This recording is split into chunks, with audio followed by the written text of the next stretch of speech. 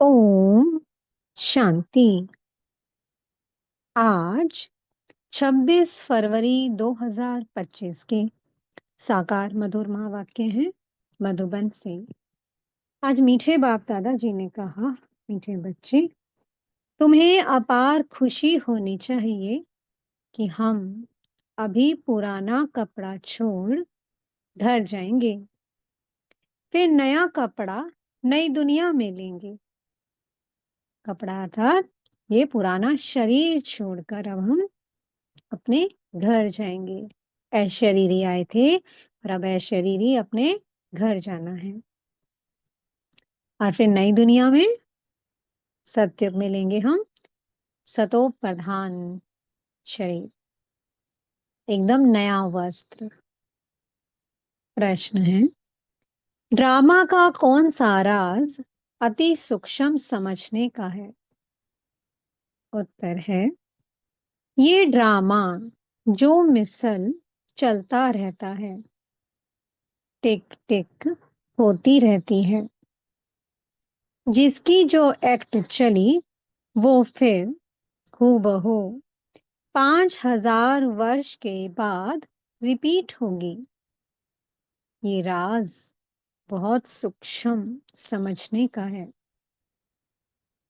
जो बच्चे इस राज को यथार्थ नहीं समझते तो कह देते ड्रामा में होगा तो पुरुषार्थ कर लेंगे, वे उच्च पद नहीं पा सकते। ओम शांति। बच्चों को बाप की पहचान मिली, फिर बाप से वर्षा लेना है और पावन बनना है। कहते भी हैं, हे पतित पावन, आकर हमको पावन बनाओ, क्योंकि समझते हैं हम पतित बुद्धि हैं। बुद्धि भी कहती है ये पतित आयरन एजेड दुनिया है। नई दुनिया को सतो प्रधान और पुरानी दुनिया को तमो प्रधान कहा जाता है। तुम बच्चों को अभी बाप मिला है और भक्तों को भगवान मिला है। कहते भी हैं भक्ति के बाद भगवान आकर भक्ति का फल देते हैं, क्योंकि मेहनत करते हैं तो फल भी मांगते हैं। भक्त क्या मेहनत करते हैं सो तो तुम जानते हो। तुम आधा कल्प भक्ति मार्ग में धक्के खाकर थक गए हो। भक्ति में बहुत मेहनत की है, ये भी ड्रामा में नोंद है। मेहनत की जाती है फायदे के लिए। समझते हैं कि भगवान आकर भक्ति का फल दें तो फल देने वाला फिर भी भगवान ही रहा। भक्त भगवान को याद करते हैं, क्योंकि भक्ति में दुख है तो कहते हैं आकर हमारे दुख हरो, पावन बनाओ। कोई भी नहीं जानते हैं कि अभी रावण राज्य है। रावण ने ही पतित बनाया है। कहते भी हैं राम राज्य चाहिए, परंतु वो कब कैसे होना है कोई को भी ये पता नहीं है। आत्मा अंदर समझती है कि अब रावण राज्य है। ये है ही भक्ति मार्ग। भक्त बहुत नाच तमाशे करते हैं, खुशी भी होती है, फिर रोते भी हैं। भगवान के प्रेम में आंसू आ जाते हैं, परंतु भगवान को जानते नहीं। कितनी अथाह भक्ति कर रहे हैं, लेकिन भगवान का यथार्थ परिचय नहीं। जिसके प्रेम में आंसू आते हैं उनको जानना चाहिए ना। चित्रों से तो कुछ मिल नहीं सकता। हाँ, बहुत भक्ति करते हैं तो साक्षात्कार होता है, बस वही उनके लिए खुशी की बात है। साक्षात्कार होता है तो खुश हो जाते हैं। भगवान खुद ही आकर अपना परिचय देते हैं कि मैं कौन हूँ, मैं जो हूँ, जैसा हूँ, दुनिया में कोई नहीं जानते। तुम्हारे में जो बाबा कहते हैं, उनमें भी कोई पक्के हैं, कोई कच्चे हैं। देह अभिमान टूटने में ही मेहनत लगती है। देही अभिमानी बनना पड़े। बाप कहते हैं, तुम आत्मा हो। तुम 84 जन्म भोग तमो प्रधान बनी हो। अभी आत्मा को तीसरा नेत्र मिला है। आत्मा समझ रही है। तुम बच्चों को सारे सृष्टि चक्र का नॉलेज बाप देते हैं। बाप नॉलेजफुल है, तो बच्चों को भी नॉलेज देते हैं। कोई पूछे, सिर्फ तुम ही 84 जन्म लेते हो? बोलो, हाँ, हमारे में कोई 84 जन्म लेते हैं, कोई 82 जन्म लेते हैं, बहुत में बहुत 84 जन्म ही लेते हैं। 84 जन्म उनके हैं जो शुरू में आते हैं, तो मैक्सिमम है 84 जन्म जो शुरू में आते हैं, फर्स्ट जन्म में। जो अच्छी रीति पढ़कर उच्च पद पाते हैं, वो जल्दी आएंगे, माला में नजदीक पिरोए जाएंगे। जैसे नया घर बनता रहता है, तो दिल में आता जल्दी बन जाए, तो हम जाकर बैठें। तुम बच्चों को भी खुशी होनी चाहिए। अभी हमको ये पुराने कपड़े छोड़ नए लेने हैं। नाटक में एक्टर्स घंटा आधा पहले से ही घड़ी को देखते रहते हैं। टाइम पूरा हो तो घर जाएं। वो टाइम आ जाता है। तुम बच्चों के लिए बेहद की घड़ी है। तुम जानते हो, जब कर्मातीत अवस्था को पाएंगे तो फिर यहाँ रहेंगे नहीं। कर्मातीत बनने के लिए भी याद में रहना पड़े। बड़ी मेहनत है। नई दुनिया में तुम जाते हो, फिर एक एक जन्म में कला कम होती जाती है। नए मकान में 6 मास बैठो तो कुछ ना कुछ दाग आदि हो जाते हैं ना, थोड़ा फर्क पड़ जाता है। तो वहां नई दुनिया में भी कोई तो पहले आएंगे, कोई थोड़ा देरी से आएंगे। पहले जो आएंगे उनको कहेंगे सतो प्रधान। फिर आहिस्ते आहिस्ते कला कम होती जाती है। ये ड्रामा का चक्र जो मिसल चलता रहता है, टिक टिक होती रहती है। तुम जानते हो, सारी दुनिया में जिसकी जो भी एक्ट चलती है, ये चक्कर फिरता रहता है।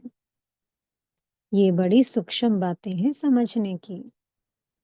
बाप अनुभव से सुनाते हैं।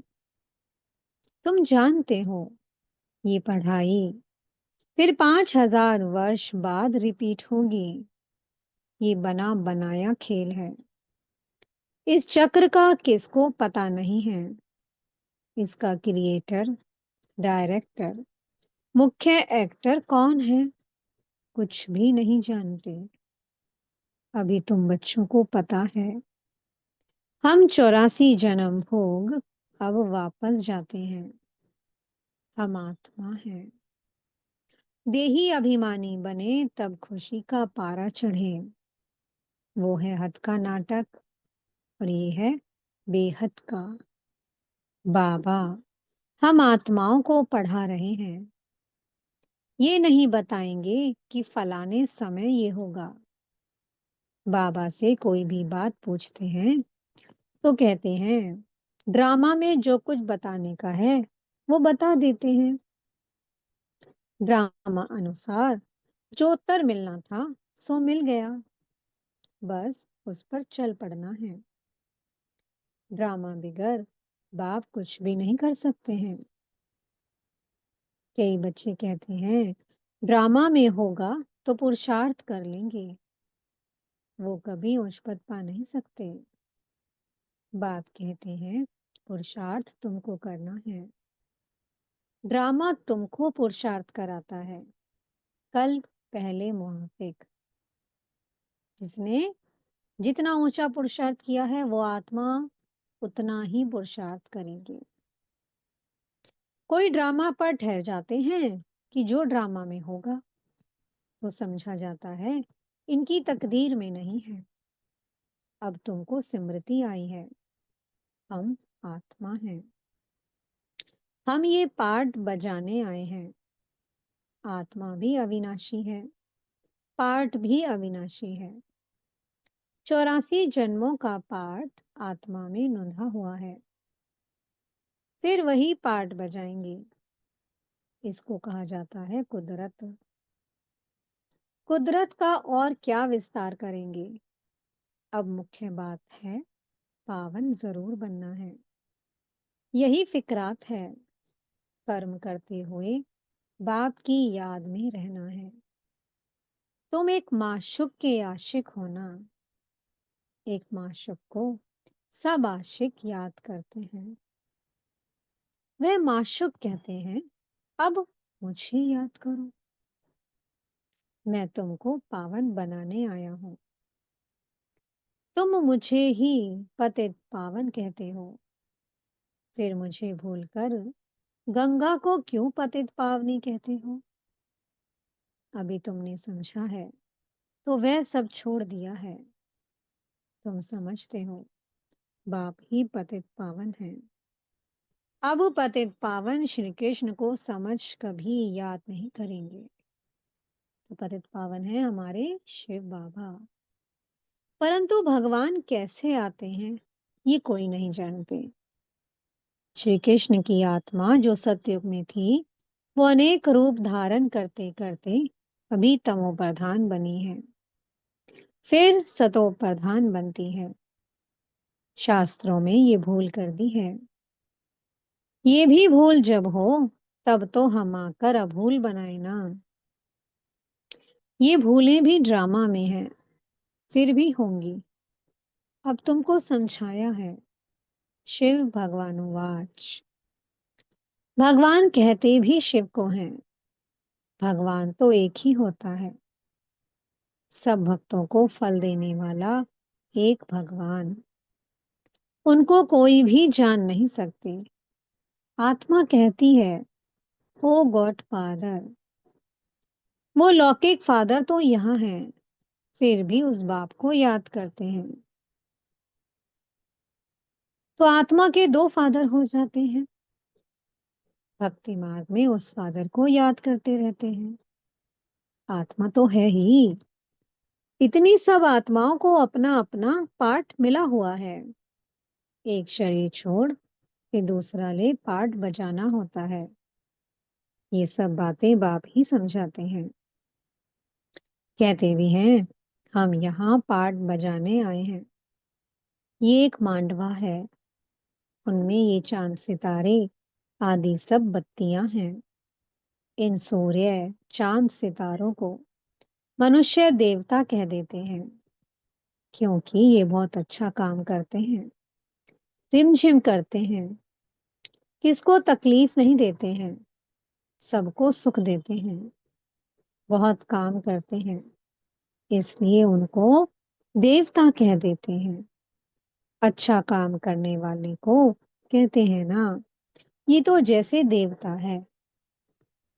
अब वास्तव में देवताएं तो सतयुग में थे। सब सुख देने वाले थे। सबकी प्रीत थी, इसलिए देवताओं से उनकी भेंट की है।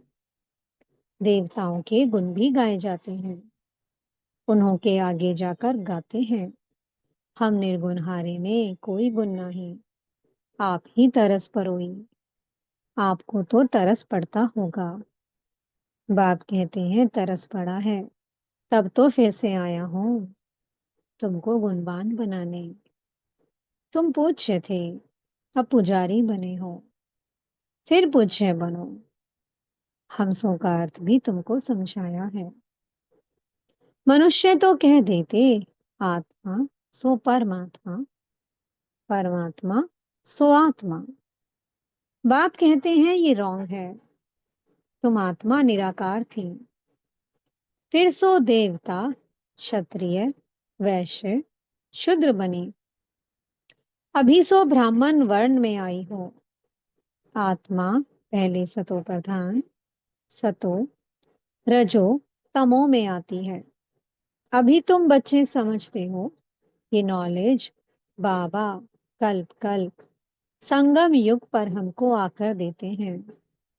बरोबर भारत स्वर्ग था। वहां कितने थोड़े मनुष्य होंगे। अभी कलयुग है, सब धर्म आ गए हैं। सतयुग में थोड़े कोई धर्म था।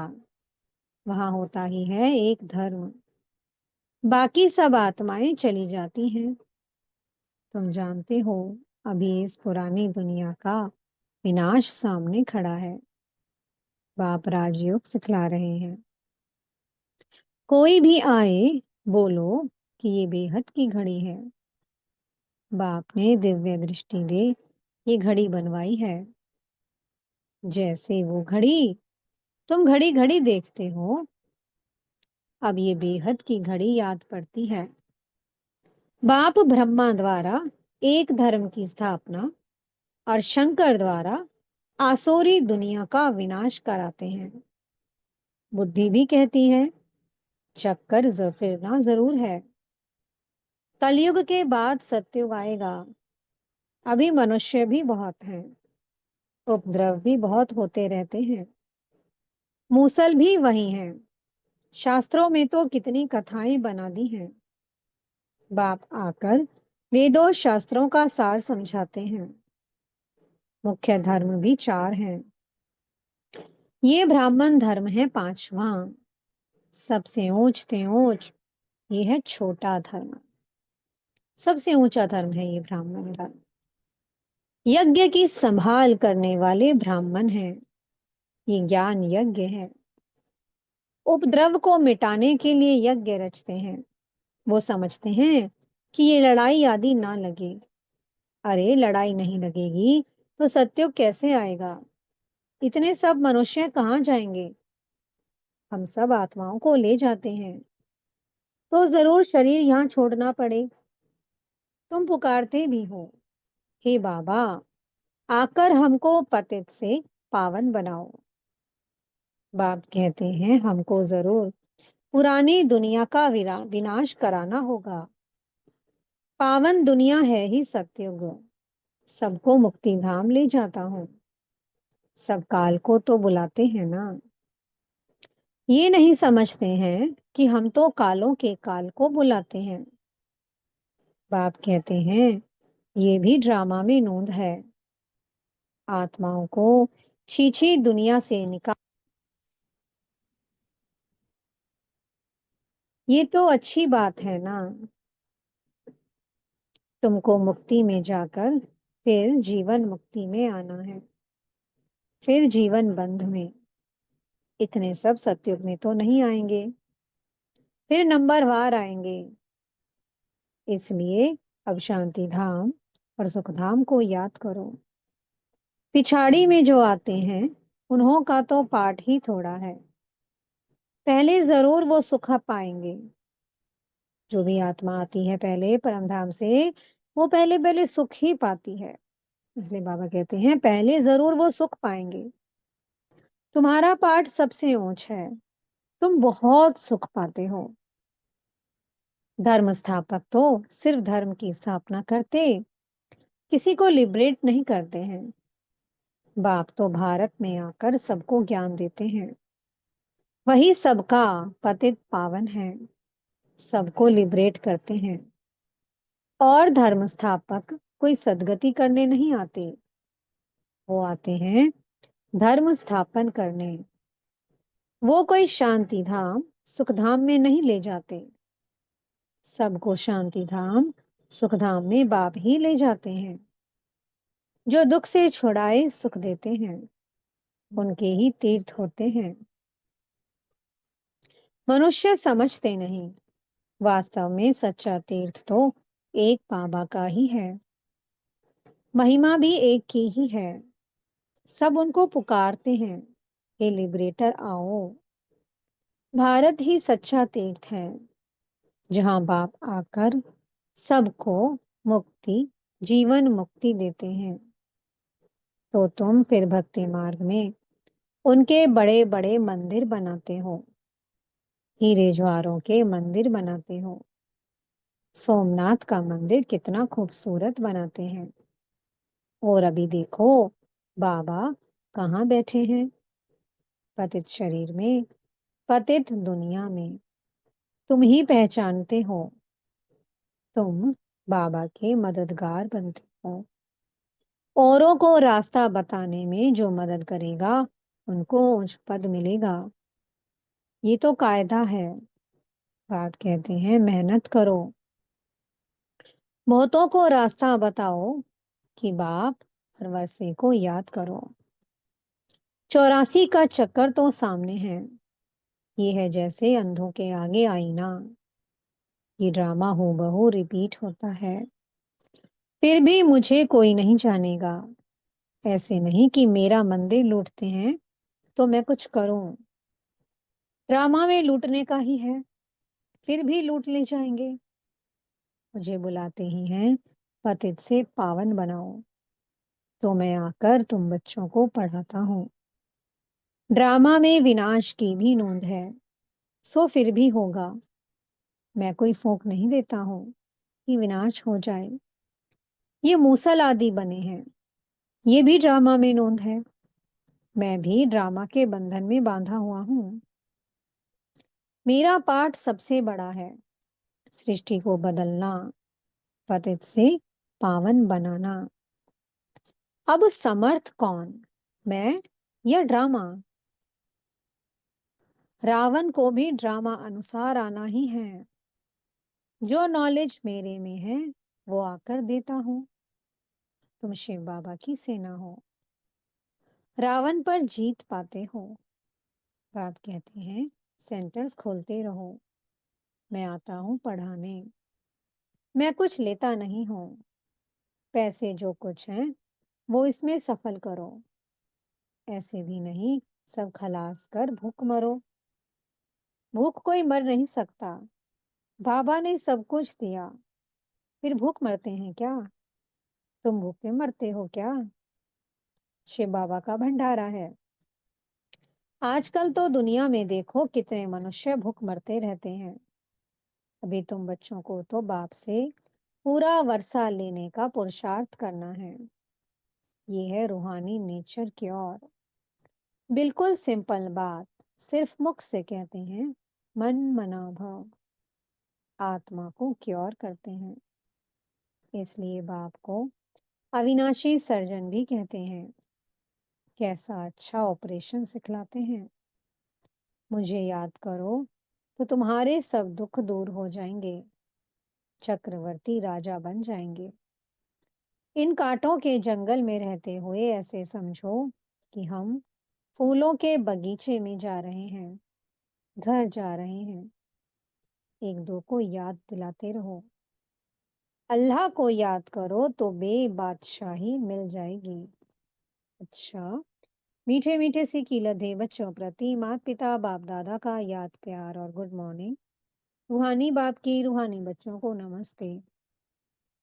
हम रूहानी बच्चों की मीठे मीठे रूहानी बाप दादाजी को बहुत बहुत याद प्यार, गुड मॉर्निंग और नमस्ते। धारणा के लिए मुख्य सार है। पहला पॉइंट, उच्च पद पाने के लिए बाप का पूरा पूरा मददगार बनना है, अंधों को रास्ता दिखाना है, बेहद की घड़ी को सदा याद रखना है। दूसरा पॉइंट है, यज्ञ की संभाल करने के लिए सच्चा सच्चा ब्राह्मण बनना है। पैसे आदि जो हैं उन्हें सफल कर बाप से पूरा पूरा वर्षा लेना है। मीठे सदगुरु जी वरदान दे रहे हैं। मन मना भव की विधि द्वारा बंधनों के बीज को समाप्त करने वाले नष्टो मोहा स्मृति स्वरूप भव। बंधनों का बीज है संबंध। जब बाप के साथ सर संबंध जोड़ लिए तो और किसी मोह में मोह कैसे हो सकता है? बिना संबंध के मोह नहीं होता, और मोह नहीं तो बंधन नहीं। जब बीज को ही खत्म कर दिया, तो बिना बीज के वृक्ष कैसे पैदा होगा? यदि अभी तक बंधन है, तो सिद्ध है कि कुछ तोड़ा है, कुछ जोड़ा है। इसलिए मन मना भव की विधि से मन के बंधनों से भी मुक्त, नष्टो मोहा स्मृति स्वरूप बनो। फिर ये शिकायतें समाप्त हो जाएंगी कि क्या करें, बंधन है, कटता नहीं। स्लोगन है, ब्राह्मण जीवन का सांस, उमंग उत्साह है। इसलिए किसी भी परिस्थिति में उमंग उत्साह का प्रेशर कम ना हो। अव्यक्त इशारे हैं, एकांत प्रिय बनो, एकता और एकाग्रता को अपनाओ। जितना सेवा की हलचल में आते हो, उतना बिल्कुल अंडरग्राउंड चले जाओ। कोई भी नई इन्वेंशन और शक्तिशाली इन्वेंशन अंडरग्राउंड ही करते हैं। तो एकांतवासी बनना ही अंडरग्राउंड है।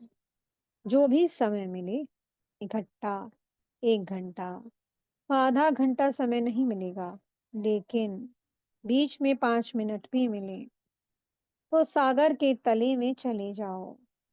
इससे संकल्पों पर ब्रेक लग सकेगी। फिर वाणी में आना चाहेंगे तो भी आ नहीं सकेंगे। ओम शांति। बहुत बहुत शुक्रिया प्यारे प्यारे हमारे मीठे मीठे बाप दादा जी का। ओम शांति।